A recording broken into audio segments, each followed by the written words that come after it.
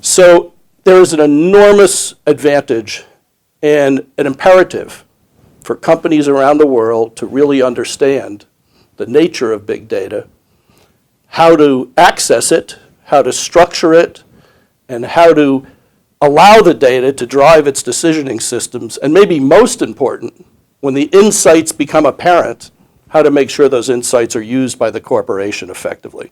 And that's what we're going to talk about today. To start the conversation, I thought I'd start with Hank and say, look, Hank, not only are you the inventor of a lot of this, but you've seen a lot of applications, and it would be great to start with kind of the best experiences you've seen. What are some of the applications that really have already made a difference? To answer your question directly, I think that I've been involved with projects through the years that have helped large multinationals map dozens of product lines to predictive analytics systems, very large, complex systems that required a large range of data sources, like you had alluded to, map those to their current product lines, and tried to prioritize prospecting and marketing activities. Being successful at that scale, global scale, across dozens of product lines, very rewarding, right? But at the same time, I can call on several cases where I've had the opportunity and the great reward of working with smaller companies that might have single product lines, and being able to help prioritize simple things like outbound calling campaigns and these kind of things where at that point you really are helping them move the needle. But the success points are a little bit different, but they really do range all over. Okay, so Des, within Cisco, it's certainly a great showcase for this kind of technology, and maybe you could share with us your view of, it's still early stages, right? It's only been a year and a half, 2 years before the system transformation has really begun, and it's the type of thing that's never quite done, but maybe you could share with us what you see as the initial, wins. Yeah, I would say, from a sort of Cisco perspective, and particularly in the early stages of the big data wave, one of the challenges is always, where do you invest to get that return? And there's never an open checkbook for you just to pull data from multiple sources in the hope that you may get benefit from it. So there's always a challenge to identify what's that initial use case. But in one area in which it's pretty straightforward and pretty easy for us to identify a return was in the security space. Obviously, our product IP is something that we hold very dearly, and securing that is a high priority for us at Cisco. That's great. Hey, Hank, to add to your comments, I know that in my introductory remarks, I talked about the power of signals and how, a few years ago, signals just couldn't be captured. And I know as the innovator of the Avention product, it's a pretty strong story you have. It might be good to share with the group. I think that, as you mentioned, this data industry, again, back to sales and marketing, B2B in particular, the data industry has been built on just so few attributes, if you will, name, address, size, number of employees, industry, and we've existed for years where companies would model their targets and such off of that. Well, out of an availability of this large amount of data has come techniques to begin to collect that information and move it into these processes that have been around for a while. At the end of the day, it's all about instrumentation, right? The engineering world has had instrumentation for years. You wouldn't drive your car without a dashboard, right? And if you think about that, what that is multiple data streams coming to a centralized source to try to solve a particular problem, right?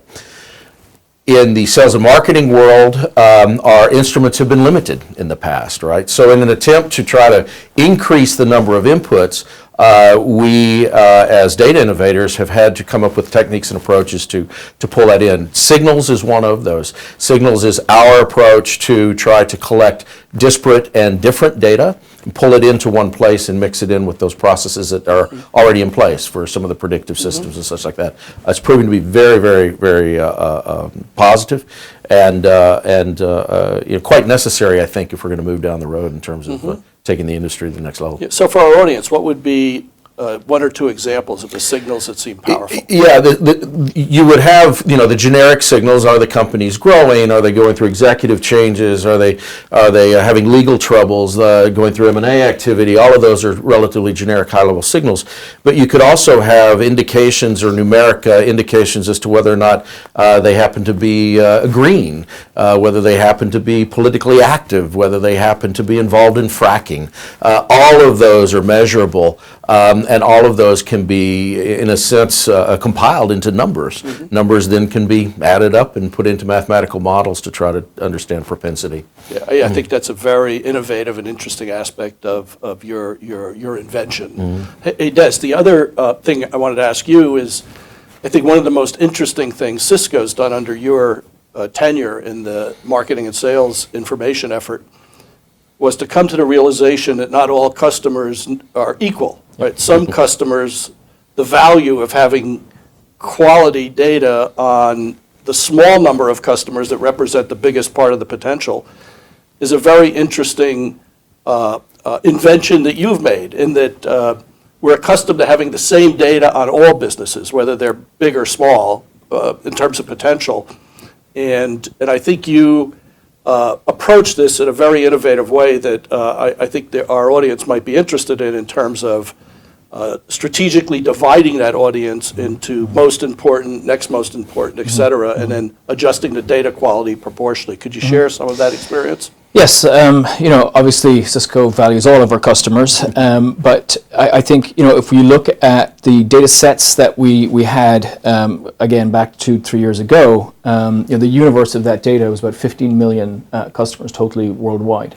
Now, what we did is we started to look at adding more attributes to those customer records to really begin to understand, the active customers versus ones that we may not have done business with in a while, the different sizes of those customers, the network growth profiles associated with those customers. So really taking advantage of additional data sets to be able to profile the underlying customer base. And then based upon that profiling, we created a tiering system from tier 1 to tier 5. And then along with that, quality and the richness of attributes focused in on tier 1 first, then tier 2 and tier 3. And really looking at segmenting the approach from a quality perspective, rather than saying, all customers are created equal, whether it's a customer with 4 people or a customer with 4,000 people. Obviously, very different needs, very different marketing techniques associated with each one.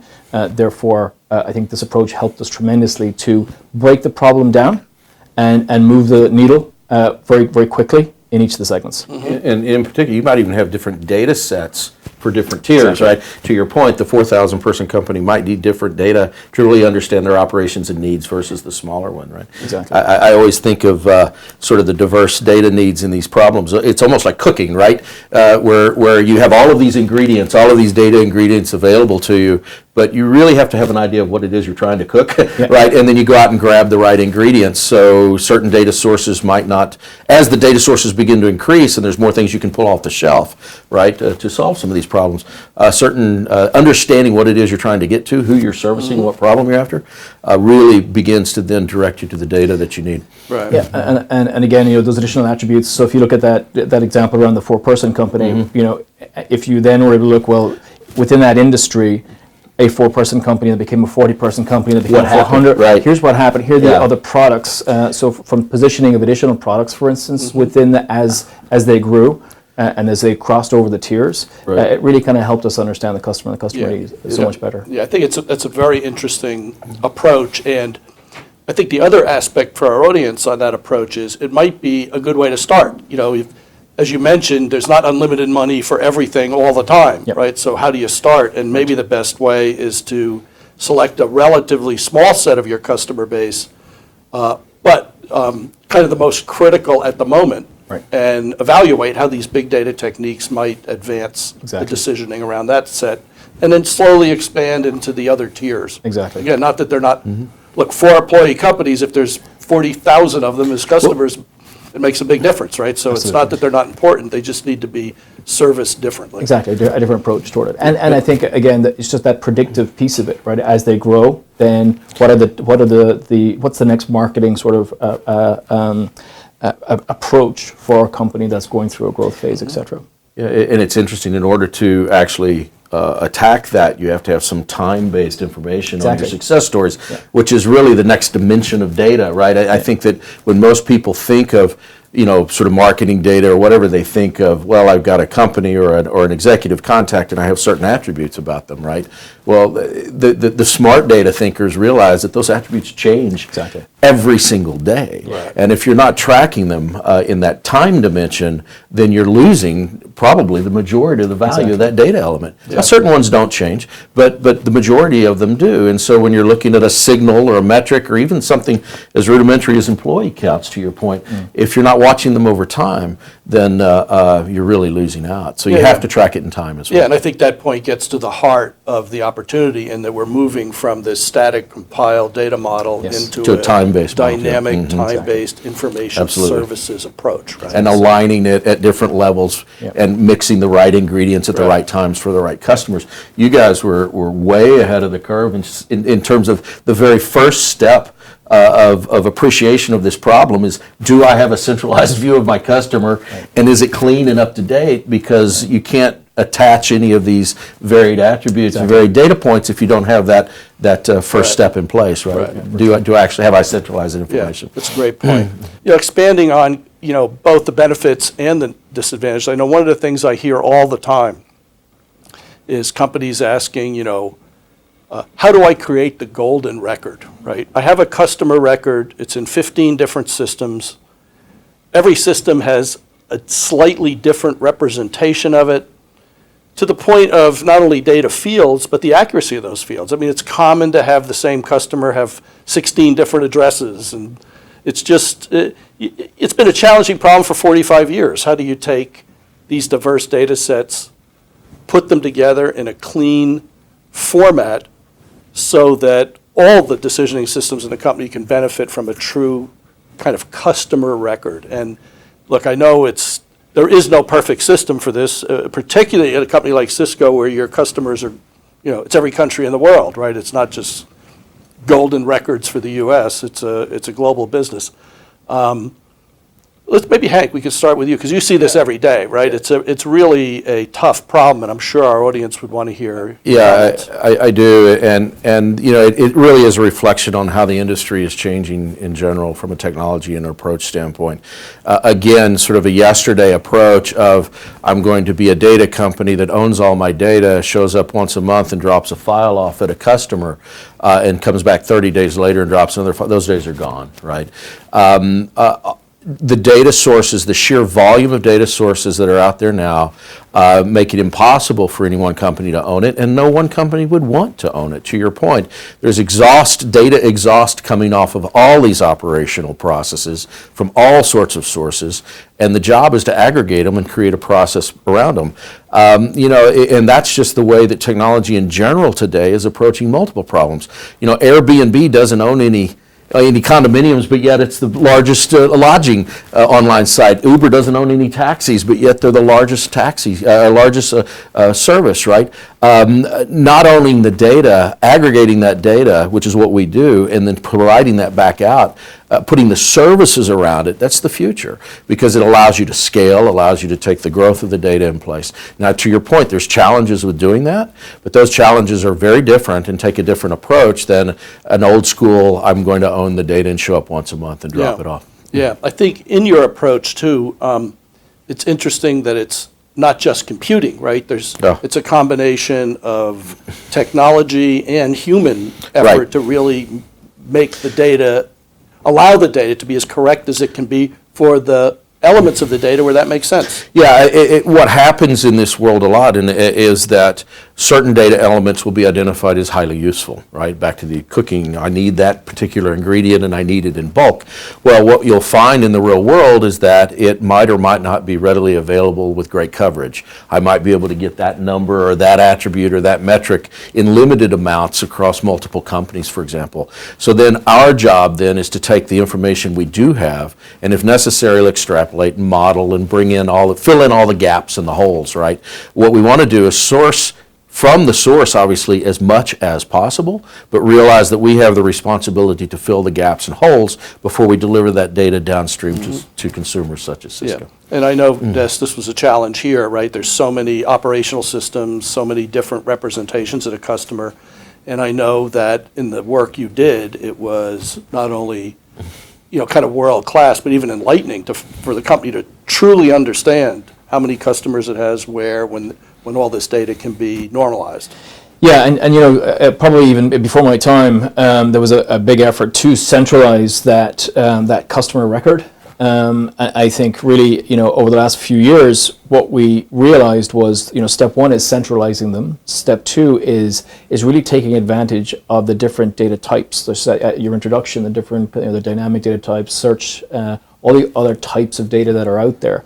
That through the traditional methods, like you've mentioned, just dropping a file off once a month. They're just not there. They're just not there, right? Now you kind of have to make a decision. Does Cisco want to become the experts at mining those different types of customer data, or do you want to partner with people whose expertise is specifically in that and benefit from that? Mm-hmm. And I think we made that sort of strategic decision rather than Cisco investing heavily in cleaning up your data source and filling out those gaps and looking at the various different data types and sourcing the underlying companies that were expert at that. We've partnered with companies who do that and whose revenue is based on doing that. Our revenue is not based upon having an accurate customer record, right. Ultimately, right? I mean, ultimately it is, right? But that partnering, I think, is what keeping it accurate is the Cisco business. Exactly. Yeah. So, were there any ahas when the data was kind of cleaned up for the first time? I think the visibility that we had it's the completion, getting that complete view of the customer was something that was an aha. So I think because of the gaps that we had in customer records, some global companies, for instance, we may have had a sort of 75% view of that customer and the other 25% was off somewhere else. But by cleaning that up, there was ahas and there was opportunities like service coverage, for instance, that we may have thought was 100%, but it turned out once we got that full view, it was only at 75%, and there was another 25% left on the table. Mm-hmm. So there were those type of ahas once we completed that picture and filled in those gaps. Again, for our audience, that may even be kind of a good step too in how to approach the problem, right? Because even before the data is used in the powerful analytic engines that provide insights, just getting the data right provides some revenue opportunities, right? Centralized and correct. Centralize it and have a sort of a set of standard metrics that you're able to constantly run because of that dynamic change. It's changing all the time. You want to be up on what those changes are, right? Because you're right on a Monday, you could be wrong by Friday. Right. I know in our conversation we touched on this a few times in a few different places, but I thought it would be good to have it be a separate kind of discussion topic, and that is for all of those companies listening to this webinar. Maybe we could talk about really what is the best way to start. We had a couple elements of that, right? Structuring the data, education, getting management involved early to understand the art of the possible. But maybe we could kind of organize our thoughts around that and share our experiences. And if you had a clean slate, you're kind of doing it the old way, compiled data, customer list, nothing very accurate, nothing very complete, but they were the tools in the toolbox till 2 years ago. How do we really think about starting? How do we step back, given the realities that things cost money and things take time, and nobody is going to speculate in an open-ended way about the benefits of this. It has to have a method of design that allows it to be a business solution, not a technological solution. So how do we? What are some tips about how to really think about, how do we start? I think one way is break your problem set down. Just break it down, just like we talked about with Cisco with 15 million records. If you go after that, you get overwhelmed very quickly. But if you start to break it down and just apply some basic strategies to break your problem down, we went from a 15 million landscape down to a 1,600 landscape to initially look at. And breaking that problem down, I think, helps people wrap their heads around it. That's the first. The second, I think, would be, and this is something that we've used at Cisco quite a bit, is data virtualization techniques, right? Which is, rather than going out and trying to pull all this data in and make sense of it, how can you use data virtualization as a way in which you can join these data sets for experimentation purposes, and then you can fail cheaply, basically, right? If you're starting to pull data sets together and run analytics on it, you haven't gone to the huge cost of moving and transforming all this data. You've used a data virtualization technique to access those underlying data sources and run your analytics, and therefore figure out quickly and cheaply, hey, is it worth bringing these together or not? Mm-hmm. Is it worth doing this or not? Now, if you don't have a data virtualization capability, right, getting one would be something that I would highly encourage, just because of the return on investment. It's a very quick return on investment, and it helps you experiment. And I think the third one, and this is probably the same at any company, you have to have a strong sponsor. You have to have somebody who's going to, who gets it, who sees it, and who's willing to sort of stand behind and support the effort through its peaks and valleys, because there definitely is going to be peaks and valleys. But if you've identified that North Star, and if you can line up an executive sponsor who's going to sort of stick behind you on that, and see you through that, then that's another, the other kind of... It is kind of an interesting situation in that I don't think there's any executive that believes that this isn't the future of how decisioning is going to be done, right? So it's kind of you either do it now or you do it later, right? It's not a matter of do you do it. I mean, I've never sat in front of a CMO, described this new data ecosystem, and had somebody say, no, we're not really interested in it, right? So it's going to happen. So I guess it's just a matter of if you're early or late. Yep. And I think that executive sponsor makes the difference. That person deserves a lot of credit. They do. To understand that the time is now. Yep. Yeah, and it is now. And for those who, because I think, and certainly Hank, you probably see this quite a bit, the companies that aren't moving on this, they're going to be left behind. And the barriers to entry are so low now because of the technology platforms.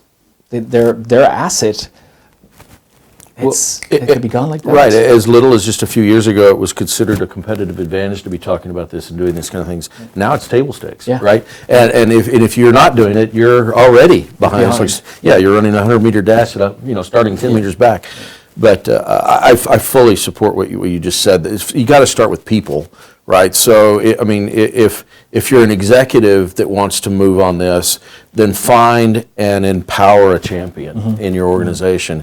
If you're a champion that wants to start on this, then find and educate an executive, right? And then those conversations, the next set of conversations, have to be relatively tactical. What is the project that we're going to try to get early success on to demonstrate to the rest of the organization that this makes sense? Whether it's, I want to increase an outbound call rate on a particular campaign, or I want to actually move revenue in a particular product line, or I want to increase upsell in a particular region. Pick something that can be measured, pick something that can be manipulated, and then look at data opportunities to help you get to that answer. Because once that particular project is a win, then it begins to snowball. But it does go back to people at the end of the day, doesn't it, right? You have to have a champion and a sponsor, and you have to work in tandem to make it happen. For sure. Yeah. The next question kind of raises the conversation to a little different level, and that's to ask the question, if you look around the ecosystem today, and again, we've talked about some of these topics, but it's worth kind of its own discussion. The dynamic nature of this is, to me, even remarkable, right? The amount of change that there's been in the last 2 years in this space. From each of your viewpoints, how do you view that change? If you had to say, like, how has the use of data in organizations changed in the last 2 years? What would be some of the highlights you might bring that become top of mind, right? And again, we've talked about some of it throughout our discussion about how you've done the work, but this is even a kind of a little broader topic and say, how has this data explosion so far really changed the business?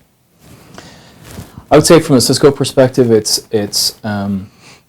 it's becoming more pervasive, where it's data-driven decisions rather than intuition, rather than executive intuition, right? So now it's a much richer data set that the decisions are being made on. I think if we look at there's one thing pulling enterprise data together within the enterprise. But then it's as you go outside of the enterprise and pull in non-enterprise data to enrich that decision-making process, and not just sort of like data aggregators, but also looking at sort of your partners that you're working with in the supply chain space. As an example, working with our contract manufacturers' data sets. So it's not just your own enterprise data sets, but you're actually reaching into your ecosystem, and you're doing that, like you had mentioned before, Hank, around your data scientists getting further down into the data and into that raw data. Right. I think similarly, the level of access and the level of analytics into that say a Cisco data scientist would be doing, but doing it not just on our own data, our enterprise data, but on our contract manufacturers' data set at a very granular level, at the logistics space at a very granular level. And I think as you start to go deep into those data sets, you'll start seeing new revenue opportunities, I think, that are probably business models that we're not even thinking about today, that we just haven't even realized. But it's sitting there, and I think with the right availability, with the right sort of federation of that data, different partnerships will start occurring, and different business models will come out of those partnerships. And that really shifts to the who knows question, right? Because we got up to today. If you roll the clock forward, this data isn't going to come to an end anytime soon, right? We're just 25 billion gigabytes a day sounds like a lot, but you look at the proliferation of cell phones, of mobile devices, of Internet of Everything. 2 years from now, we're going to get back together and look at this, and this is going to be like, the beginning of, this is going to be 2% of the data we have available 2 years from now, right? So I'll give you a good example. It doesn't apply in a B2B sense, but I use this example to make this point. IBM Watson has this project where they've taken cancer cases from major cancer hospitals, all the unstructured notes about the cancer case. They've ingested that into a system. They've taken all the clinical trial data, ingested it into the system. They've taken all of the scientific journals about cancer, entered that into the system. And the oncologist, the best in the world, asked the system for a new patient, what should be the course of care? Because the average oncologist can remember, the best oncologist can remember 6 similar cases, maybe read 2 of the journals, and read 3 of the system reads them all. And in the initial results, the best oncologists in the world agree the system comes up with a better course of care than any. That's for the best oncologists in the world. You take the worst oncologist in the world, it's night and day. Now, I think that model is the future, because if you think about it in a certain light, the oncologist is becoming a data scientist, not a cancer doctor, right? It's almost like airplane pilots don't fly planes, machines fly planes. And if you apply that to all the business functions, you could imagine the most complex decisions at Cisco would be dependent on the executive understanding how to use the machine, not so much how to use their intuition. And I think that's the model. And if you could bear with me in that vision of the model, think what the companies could look like 2 or 3 years from now, where that proliferates every important decision. Does that ring true with how you view the? Absolutely. I think you can try to equate it to something fairly specific, like a sales or a marketing process, right?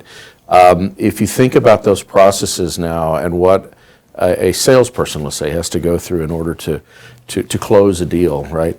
It used to be that they entered at the beginning of the sales cycle and were able to coach the customer through and those kind of, now the salesperson doesn't even know the customer's already done 90% of the research before they get even a chance to interject, right?